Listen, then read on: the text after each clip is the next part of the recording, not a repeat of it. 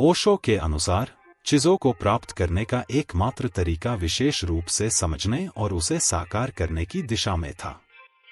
उनका मुख्य उद्देश्य था मन की शक्तियों को समझना और उनका उपयोग करना।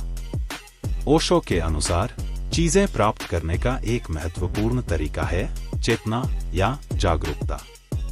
ओशो के शिक्षाओं में चेतना, जागरूकता और ध्यान का महत्व अपने लक्ष्यों को हासिल करने और मन की शक्तियों को समझने के लिए बताया गया है। चेतना या जागरूकता का तात्पर्य हमारे विचारों, भावनाओं और क्रियाओं की गहरी जागरूकता से है, जो हमें स्पष्टता और ध्यान में अपने लक्ष्यों की ओर नेविगेट करने की क्षमता प्रदान करती है। ध्यान और एकाग्रता भी ओशो के शिक्षाओं के महत्वपूर्ण पहलू हैं। ध्यान के माध्यम से हम अपनी आंतरिक स्वयं को गहराई से जान सकते हैं, अपने विचारों को शुद्ध कर सकते हैं और अपनी चेतना को विकसित करके अपने लक्ष्यों को हासिल कर सकते हैं।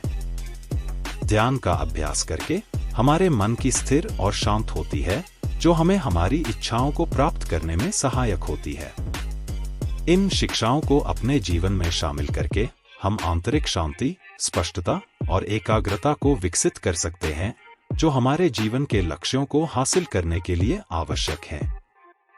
ओशो का यह दृष्टिकोण व्यक्तियों को केवल सामग्रीय प्राप्तियों से परे जाने और अपनी चेतना के गहराई में गुहार लगाने के लिए प्रोत्साहित करता है, ताकि वे एक परिपूर्ण और उद्दीपक जीवन जी सकें।